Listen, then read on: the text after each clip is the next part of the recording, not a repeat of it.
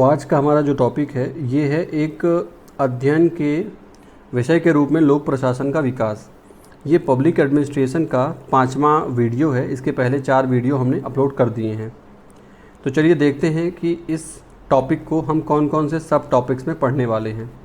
सबसे पहले हम बात करेंगे लोक प्रशासन का एक अनुशासन के रूप में मूल्यांकन। देखिए, अनुशासन का यहाँ मतलब उस अनुशासन से नहीं है जिसमें कि हम रूल्स बनाते हैं, उसे फॉलो करना होता है। यहाँ पे अनुशासन का दूसरा अर्थ यहाँ लिया जा रहा है। अनुशासन का यहाँ पे जो दूसरा अर्थ है वो है विषय, यानी कि अनुशासन के 2 अर्थ होते हैं, ये दूसरा अर्थ हमने यहाँ पे प्रयोग किया है। फिर इसके बाद हम बात करने वाले हैं कि लोक प्रशासन जो विषय है वो विषय अलग अलग समय में किस किस प्रकार से समझा जाता था। तो 5 चरणों में हमने इसे देखा है। सबसे पहले प्रथम चरण 1887 से 26 तक के लिए है। उसके बाद 27 से 37, 38 से 46, 47 से 70 और 71 से लेकर अब तक का। पहला जो चरण है उसे राजनीति प्रशासन द्विविभाजन कहा जाता था, और इस चरण के प्रोमिनेंट जो पॉलिटिकल थिंकर हैं वो हैं वुडरो विल्सन। और वुडरो विल्सन जो हैं, वुडरो विल्सन अमेरिका के 28वें राष्ट्रपति रहे हैं और इन्हें लोक प्रशासन का पिता भी कहा जाता है, father of public administration.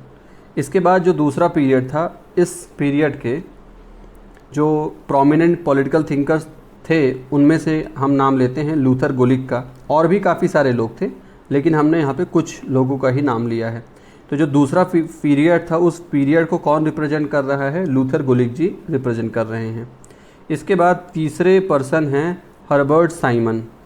Herbert Simon जो हैं ये मूलतः अर्थशास्त्री थे, इकोनॉमिस्ट थे, और इनको नोबेल प्राइज़ भी इस फील्ड का इनको मिला। लेकिन इनका जो इन्फ्लुएंस था वो पब्लिक एडमिनिस्ट्रेशन में भी रहा। तो ये तीसरे चरण के पॉलिटिकल थिंकर्स में से एक हैं। इसके बाद चौथा जो चरण आता है उसमें आते हैं F.W. रिक्स। तो रिक्स का भी जो है तो इस समय की जो लोक प्रशासन की विचारधारा है उसको ये रिप्रेजेंट करते हैं। और सबसे आखिरी में आते हैं ड्वाइट वाल्डो। तो ड्वाइट वाल्डो जो हैं ये इस समय का जो लोक प्रशासन है, जो कि अब बन चुका है नवीन लोक प्रशासन, उस समय के ये एक तरह से पॉलिटिकल थिंकर्स के बीच में सबसे प्रोमिनेंट पॉलिटिकल थिंकर्स, इनको हम थिंकर कह सकते हैं। तो ये थे 5 पर्सनालिटीज़ जो कि 5 फेजेस को दर्शा रही हैं। अब हम एक एक करके बात करते हैं। तो सबसे पहले ये बात कर लेते हैं कि एक विषय के रूप में, यानी एक अनुशासन के रूप में लोक प्रशासन का मूल्यांकन किस प्रकार से किया जा सकता है। मतलब हम ये देखेंगे कि किस प्रकार से प्राचीन काल से लेके अब तक लोक प्रशासन एक विषय के रूप में चलता रहा। तो देखिए, ये बात तो पहले ही लेक्चर में बता दी गई थी आपको कि लोक प्रशासन एक क्रिया के रूप में, एक कार्यकलाप के रूप में आदिकाल से ही चल रहा है। क्योंकि जैसे ही कुछ लोगों का समूह बनेगा, अगर 5 से 10 लोग इकट्ठे होंगे और ये 5 से 10 लोग की फैसला करते हैं कि भाई एक लक्ष्य बनाया जाए और उस लक्ष्य को आपस में समन्वय बना करके, आपस में सहयोग करके उसको प्राप्त किया जाए, यदि ये ऐसा कर रहे हैं तो ये क्या हो गया? यही तो है प्रशासन। तो इस तरह से, और जब ये काम पब्लिक के लिए किया जाए, आम जनता के लिए किया जाए एक समूह के द्वारा, तो फिर इसको क्या कह देते हैं? इसी को कह देते हैं लोक प्रशासन। तो लोक प्रशासन की ये बात तो आप समझ ही गए होंगे कि आदिकाल से ही चली आ रही होगी, क्योंकि ये जो हमने आपको क्रिया बताई ये तो एक स्वाभाविक क्रिया है। मनुष्य सामाजिक प्राणी है और समाज में इस तरह की प्रक्रिया तो होती रहती है। तो अब हम कुछ दूसरे प्रमाणों की बात करेंगे, जैसे कि मिस्र में जो नील नदी का जलमार्ग था उसके नियमन हेतु जो प्रशासन तंत्र था वो एक प्रमाण है कि भाई प्रशासन क्रिया के रूप में किस तरह से था। इसी प्रकार से चीन में भी देखा जा सकता है, भर्ती की प्रक्रिया हुआ करती थी, प्रतियोगी परीक्षा हुआ करती थी। इसी तरह से कौटिल्य का अर्थशास्त्र तो आप सब जानते ही हैं कि इसमें बहुत डिटेल में पूरे प्रशासन के बारे में प्रकाश डाला गया है।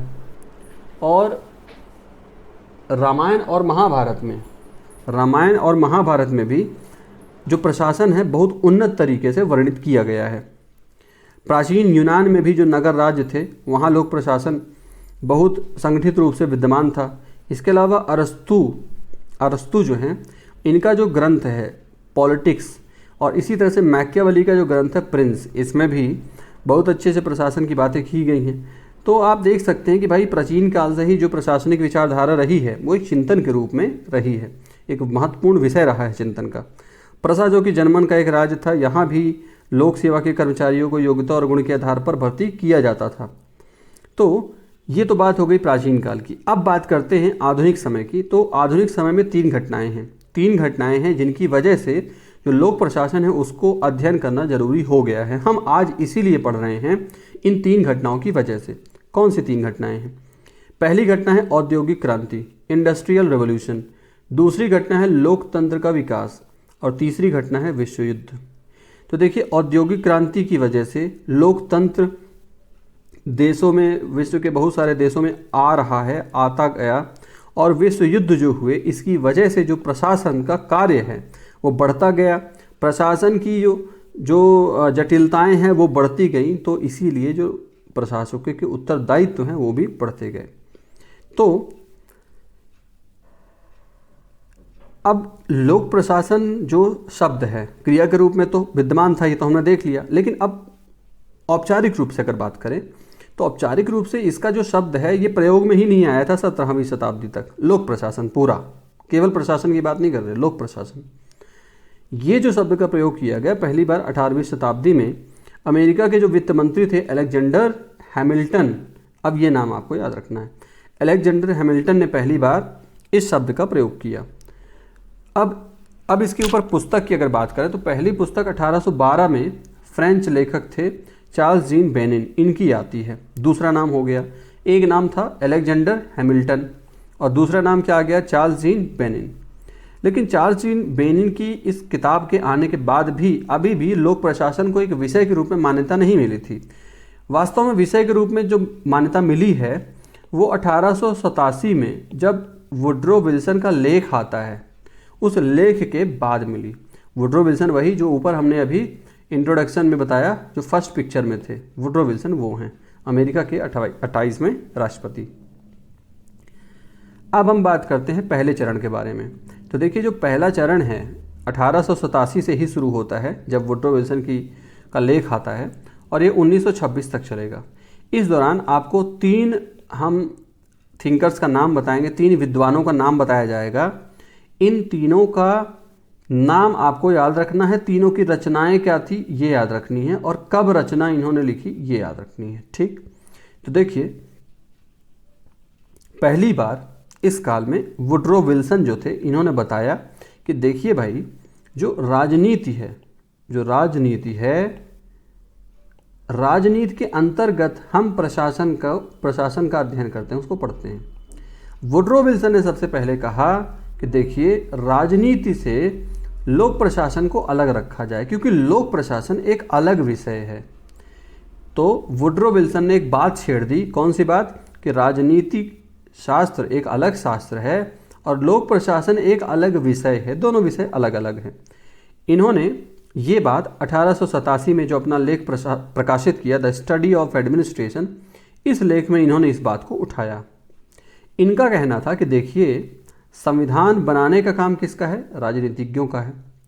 तो संविधान बनाना, कानून बनाना बहुत सरल है, लेकिन उसको चलाना बहुत कठिन है। असली चुनौती तो चलाने की है। तो क्योंकि जब चलाने की चुनौती असली है, ज़्यादा मुश्किल काम है ये, तो भाई फिर लोक प्रशासन को आप राजनीति शास्त्र का हिस्सा क्यों मान रहे हैं, उसको अलग करिए, फिर लोक प्रशासन एक अलग विषय के रूप में फिर उसका अध्ययन किया जाए। इनकी इस बात को समर्थन दिया एक दूसरे व्यक्ति ने, इनका नाम है फ्रैंक जे गुडनाउ। गुडनाउ जो हैं ये कोलंबिया यूनिवर्सिटी के प्रशासनिक कानून के प्राध्यापक थे। इन्होंने 1900 में एक पुस्तक लिखी, राजनीति तथा प्रशासन।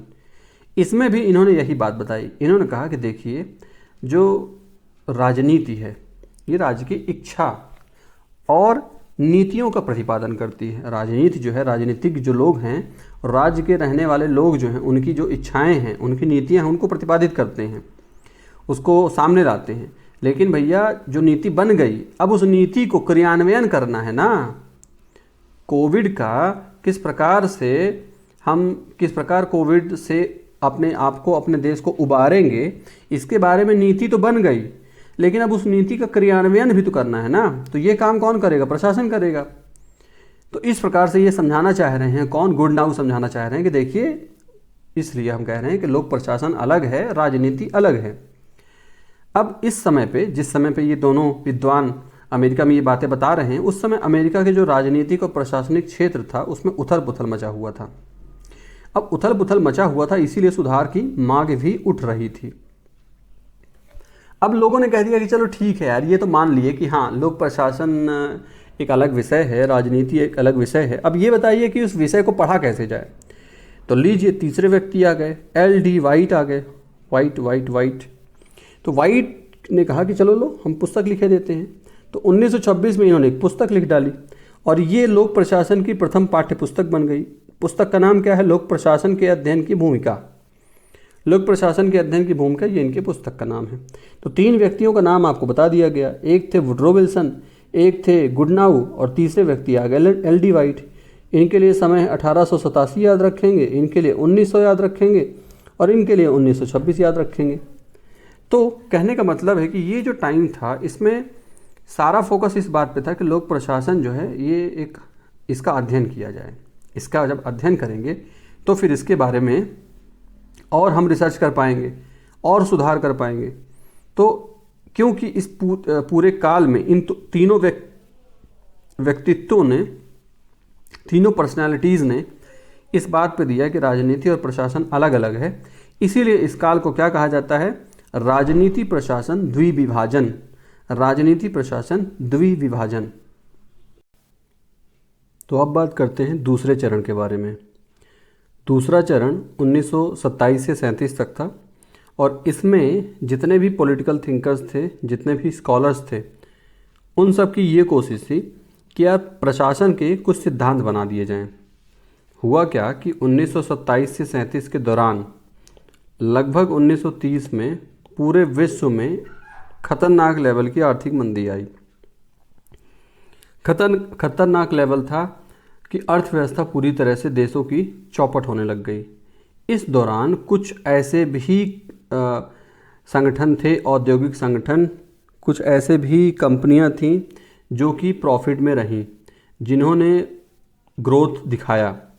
जब उन्होंने ग्रोथ दिखाया तो वहाँ के जो प्रशासक थे, लोगों ने उनसे पूछा कि भाई आपने ऐसा क्या कर दिया कि जो आपका संगठन है या जो आपकी कंपनी है वो फ़ायदे में रही, वो नुकसान में नहीं रही।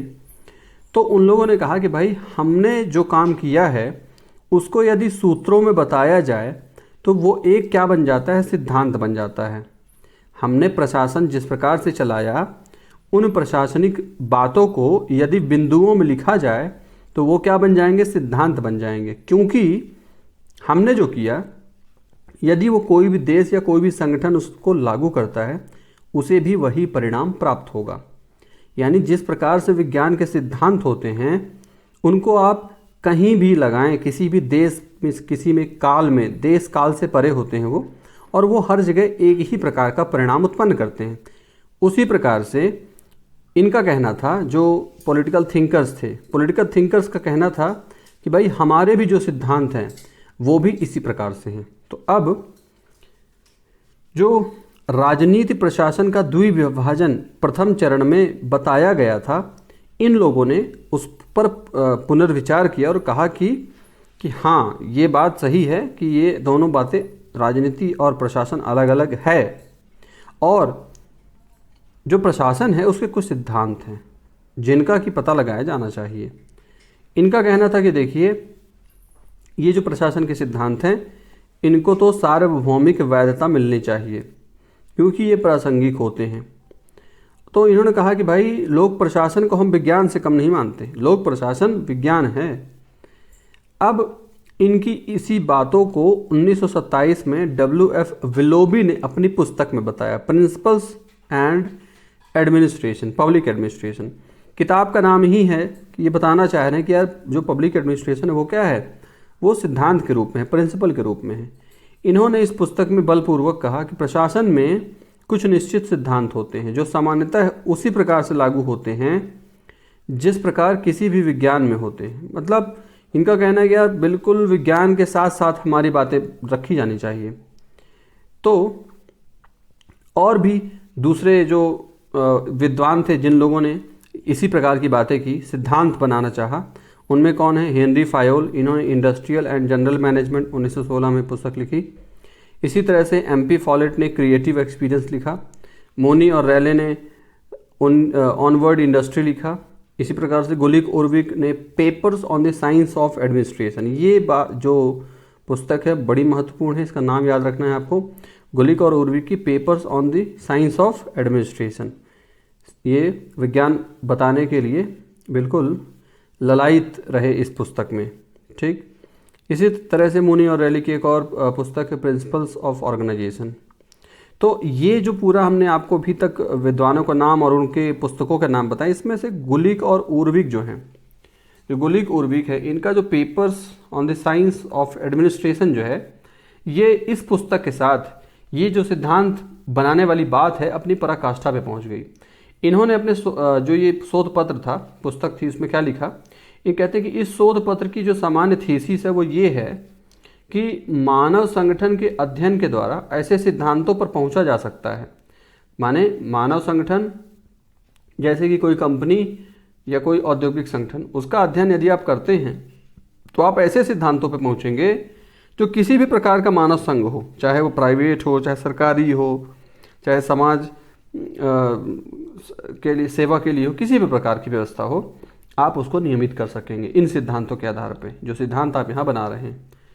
तो जैसे कोई तकनीकी प्रश्न होता है, जैसे कोई तकनीकी ज्ञान होता है विज्ञान का, उसी तरह से इन सिद्धांतों को भी आप बिना सोचे समझे अध्ययन कर सकते हैं। बिना क्या सोचे समझे कि जहाँ पे आप इसको अप्लाई कर रहे हैं उसका उद्देश्य क्या है। मतलब आप किसी NGO में अगर इन सिद्धांतों को लागू करते हैं, किसी प्राइवेट कंपनी में करते हैं, किसी फैक्ट्री में करते हैं, किसी सरकारी संगठन में करते हैं, इससे मतलब नहीं है कि उसका उद्देश्य क्या है। इससे मतलब नहीं है कि वहाँ किस प्रकार के कर्मचारी काम करते हैं। इससे मतलब नहीं है कि उस देश की संवैधानिक व्यवस्था कैसी है, वहाँ का राजनीतिक जो स्ट्रक्चर है वो कैसा है, वहाँ की सामाजिक सिद्धांत क्या हैं। आप समझ रहे होंगे कि ये कुछ ज़्यादा ही बोल गए। ये कह रहे हैं कि देखो, हमने जो तरीका खोज निकाला है सफलता का, वो कहीं भी लागू होता है। जैसे मान लीजिए कि आप कुछ अपने जीवन में कुछ रूल रेगुलेशन बनाएं और उसके बाद आपको सफलता मिल जाए, आपका सिलेक्शन हो जाए, और फिर आप ये कहने लग जाएं कि देखिए जो हमारा तरीका है यही तरीका है जिससे कि हर किसी को सफलता मिल सकती है।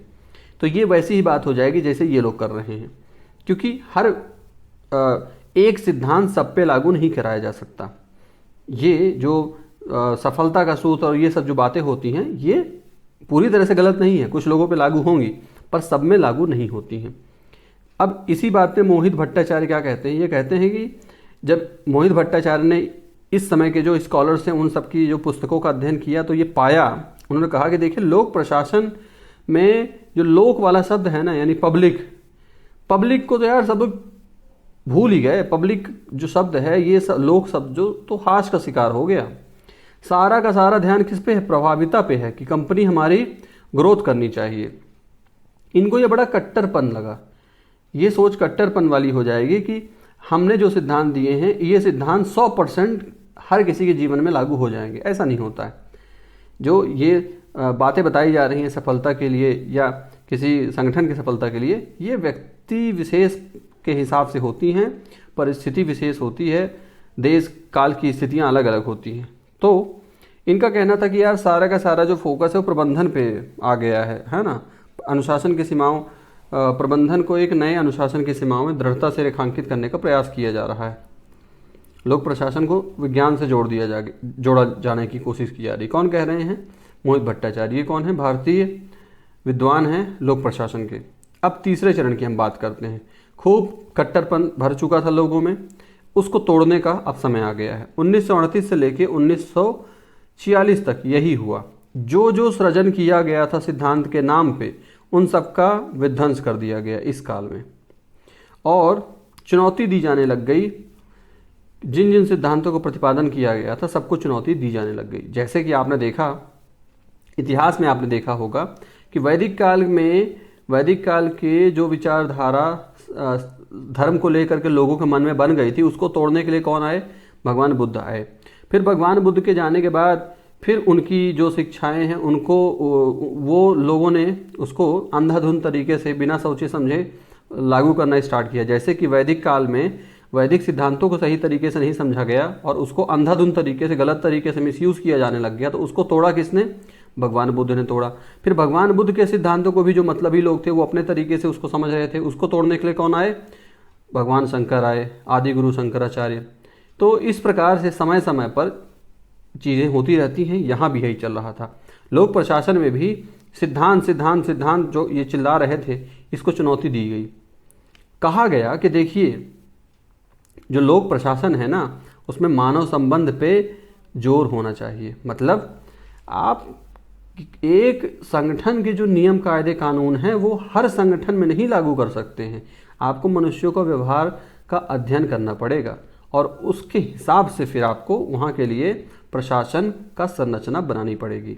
दूसरी बात, इन लोगों ने यानी तीसरे फेज में ये भी कहा गया कि देखिए, ऐसा है कि राजनीति से प्रशासन को अलग नहीं किया जा सकता है। देखिए, संसद में जो कानून बनते हैं वो कानून बनाते तो राजनीतिज्ञ हैं कहने के लिए, लेकिन उसकी जो पूरी संरचना रूपरेखा होती है वो कौन बनवाता है? प्रशासनिक अधिकारी ही तो बनवाते हैं ना। तो देखिए, प्रशासन और राजनीति एक दूसरे से गुत्थम गुत्था है, पूरी तरह से इस प्रकार से है, ये इस तरह से, इसलिए आप इनको अलग अलग नहीं कर सकते हैं। फिर ये भी कहा गया कि भाई जो नीति, यही अभी हमने जो बात बताई कि नीति निर्धारण में भी भूमिका होती है। नीति निर्धारण भले ही काम ये किसका है? राजनीतिज्ञों का है, लेकिन इसमें भी भूमिका किसकी रहती है? प्रशासनिक अधिकारियों की ही रहती है। तो इस तरह से राजनीति प्रशासन द्विविभाजन जो पहले वाले चरण में ये बात निकल के आई थी, इसको खारिज कर दिया कि ना ये बात ठीक नहीं है। फिर इन्होंने कहा कि देखिए, वैज्ञानिक वैधता और सार्वभौमिक जो आप प्रासंगिकता की बात कर रहे हैं, ये भी बात जचती नहीं है।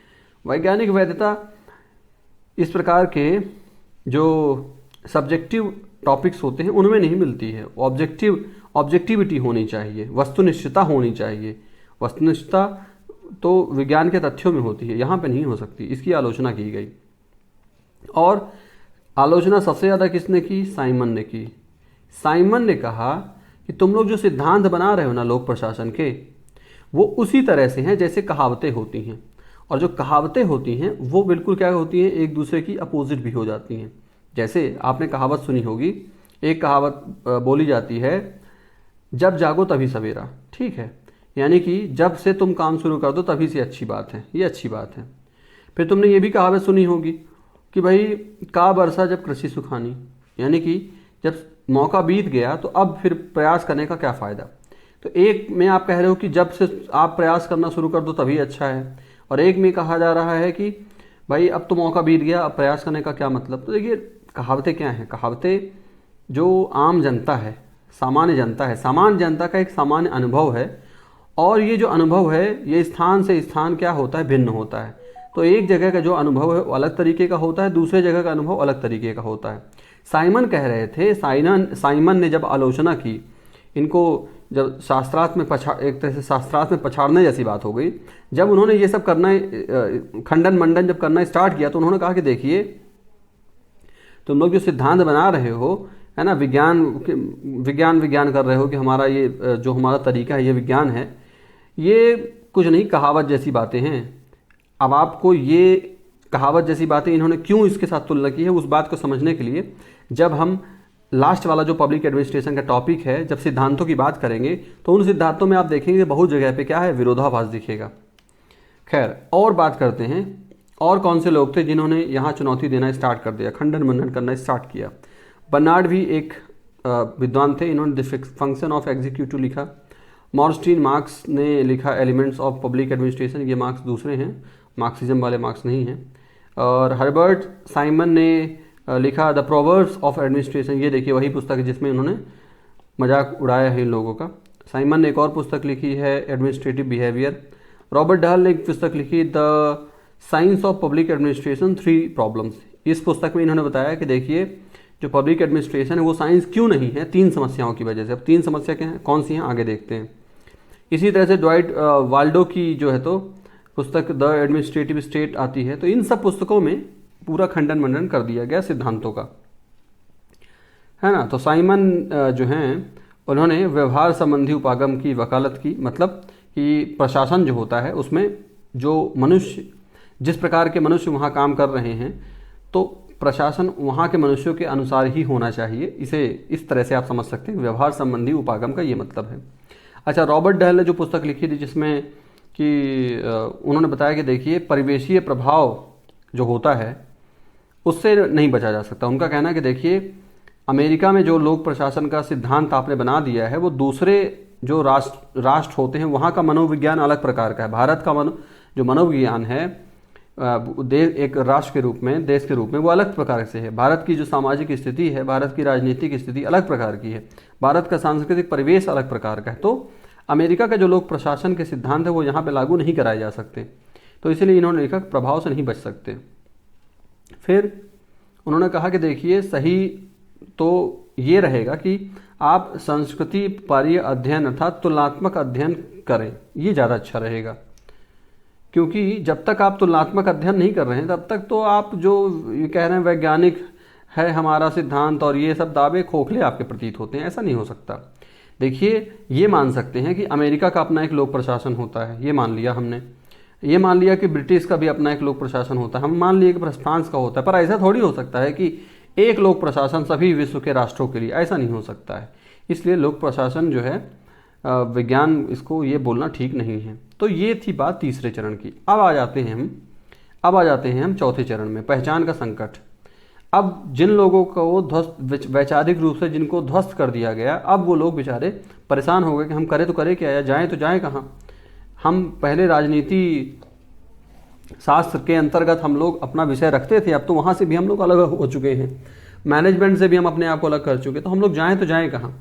तो दो जो दिशाएं थी जहाँ से ये लोग निकल के आए थे और लोक प्रशासन एक विषय बना था, तो कुछ लोग इधर भागने लगे, कुछ लोग इधर भागने लगे।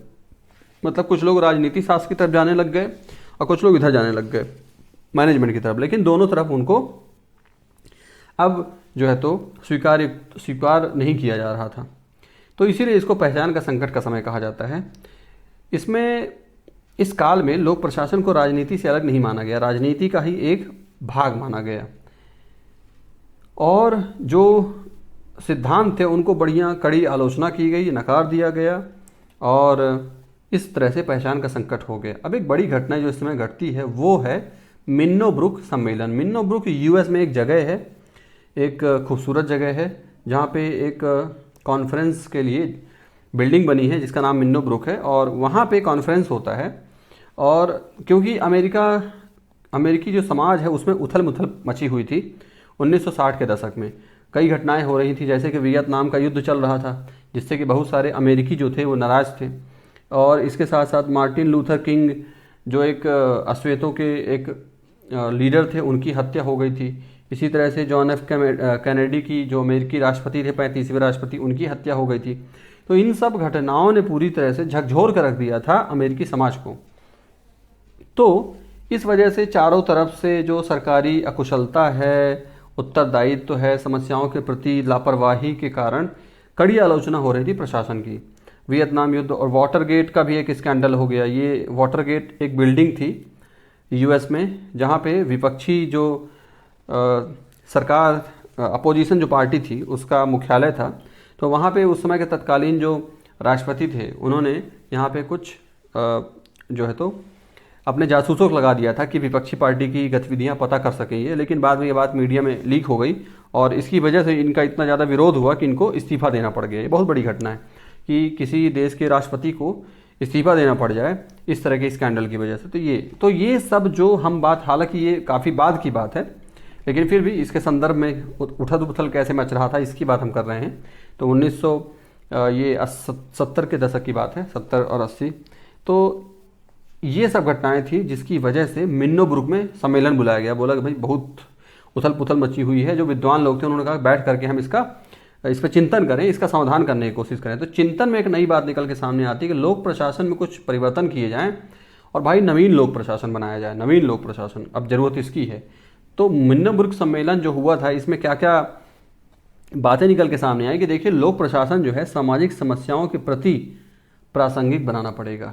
सामाजिक समस्याओं से आप प्रशासन मुंह मोड़ ले और कह दे कि नहीं हम तो अपने घिसे पिटे जो हमारी लकीर की फ़कीर है, जो लकीर जो खिंची हुई हम उसी को मानेंगे और नया कुछ बदलाव नहीं करेंगे, ऐसा नहीं चलेगा। समाज के हिसाब से, समाज की समस्याओं के हिसाब से आपको ढलना पड़ेगा।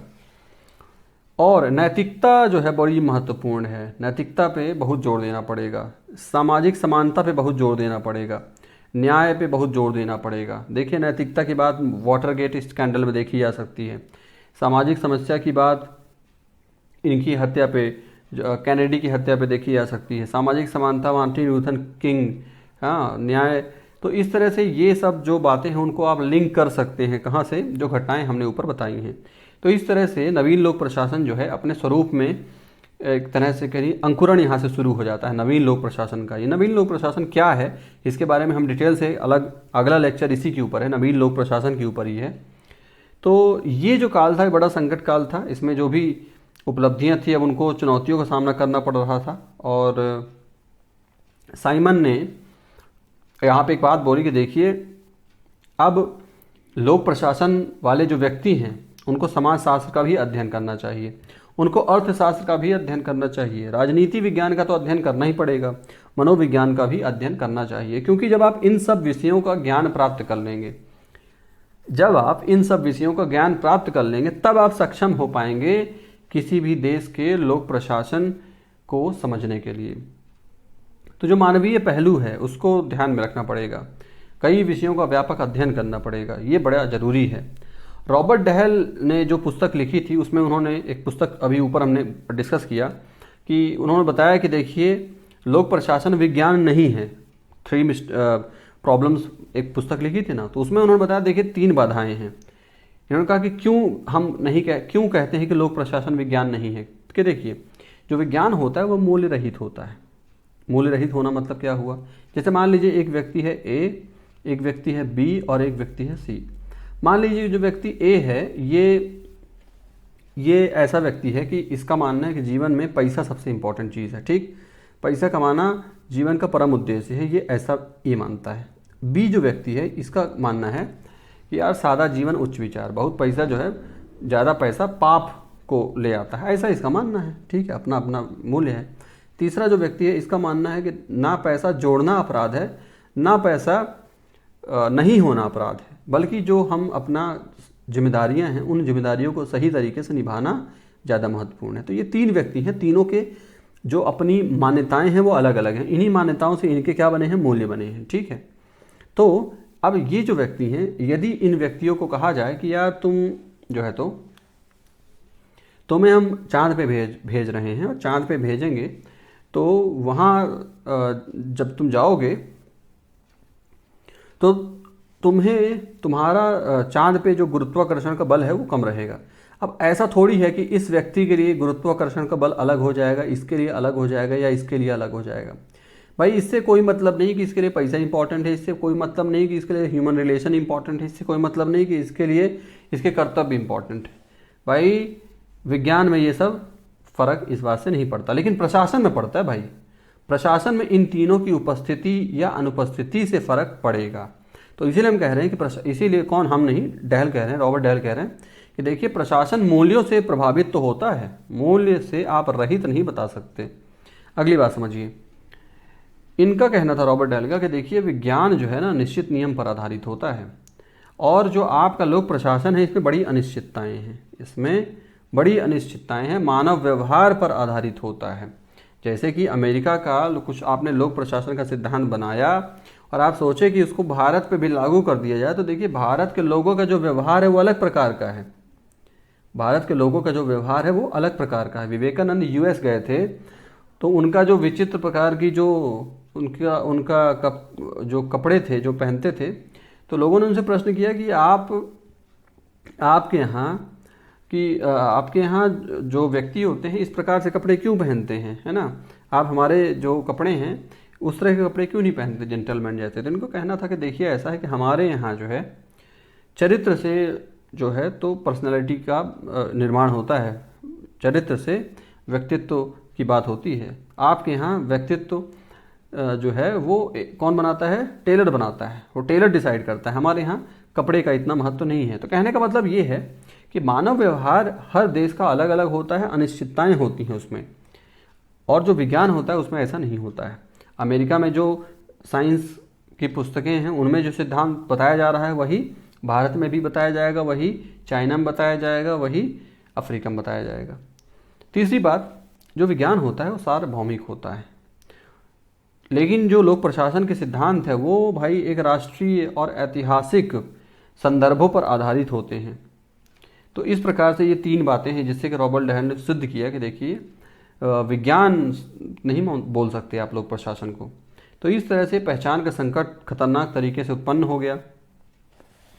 अब जो लोक प्रशासन के विद्वान थे बेचारे कुछ राजनीति विज्ञान की तरफ भागने लग गए।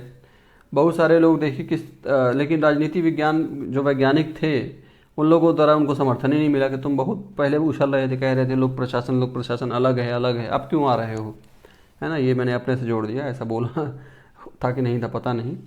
अब देखिए, अब एक इनकी बात समझिए, जॉन गास 1950 में क्या कह रहे हैं। इनका लेख है trends in the theory of public administration. अब देखिए ये लोग क्या, इनकी पूरा धुन, इनका सुर ही बदल गया। ये कह रहे हैं हमारे समय में लोक प्रशासन की किसी विचारधारा का मतलब राजनीति की भी एक विचारधारा होना है।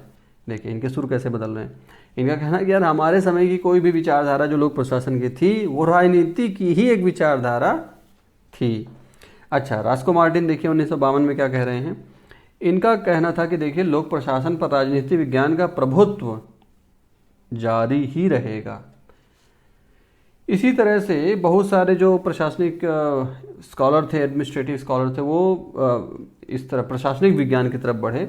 उन्होंने कहा देखिए प्रशासन होता है भले ही कोई परिवेश हो। उन्होंने 1956 में चतुर्मासिक पत्रिका जर्नल ऑफ एडमिनिस्ट्रेटिव साइंस की स्थापना भी करवाई और उसमें बहुत सारी रचनाएं लिखी गई। मार्क साइमन की रचना थी ऑर्गेनाइजेशन, सीएट मार्क की थी behavioural theory of the firm, mark की थी हैंडबुक ऑफ ऑर्गेनाइजेशन, ये सब पुस्तकें थी।